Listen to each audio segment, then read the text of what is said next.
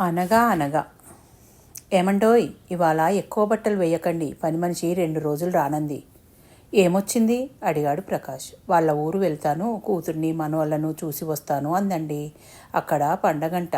సరేలే, బట్టలు ఎక్కువ వేయను అన్నాడు ప్రకాష్.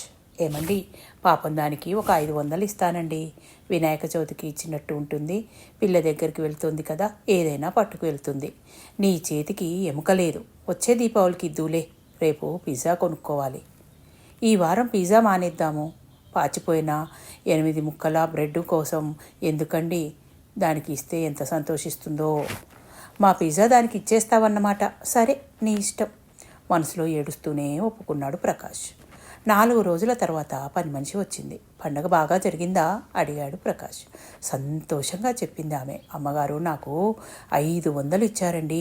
2 రోజులు 500 ఖర్చు పెట్టి చాలా బాగా గడిపాము. 150 పెట్టి మనవరాలకు డ్రెస్ కొన్నాను. 40 రూపాయలతో బొమ్మ కొన్నానండి. 50 రూపాయలతో స్వీట్స్ కొన్నానండి. 50 రూపాయలు గుడిసెలో ఇచ్చానండి. 60 రూపాయలు బస్ టికెట్లు అయ్యాయండి. అల్లుడికి 50 రూపాయలు పెట్టి బెల్ట్ కొన్నానండి. 25 రూపాయలు పెట్టి అమ్మాయికి గాజులు కొన్నానండి. 75 రూపాయలు మిగిలాయండి. పిల్లలకి కాపీ పుస్తకాలు పెన్సిళ్ళు కొనమని మా పిల్లకి ఇచ్చానండి. ఆశ్చర్యపోయాడు ప్రకాష్. 500 రూపాయలతో ఇన్నా?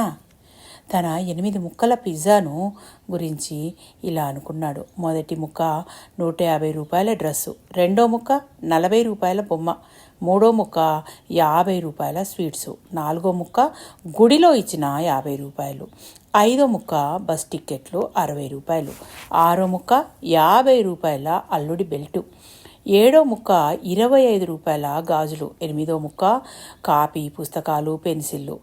8 ముక్కల్లో కళ్ళ ముందు తేలుతూ కనిపిస్తున్నాయి. ఇన్నాళ్ళు పిజ్జా ఒకవైపే చూశాడు. పిజ్జా రెండో వైపు ఇలా ఉంటుందా?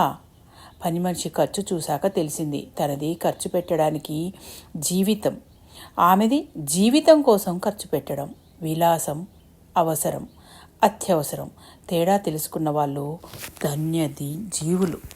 Thank you. మీ పద్మజ.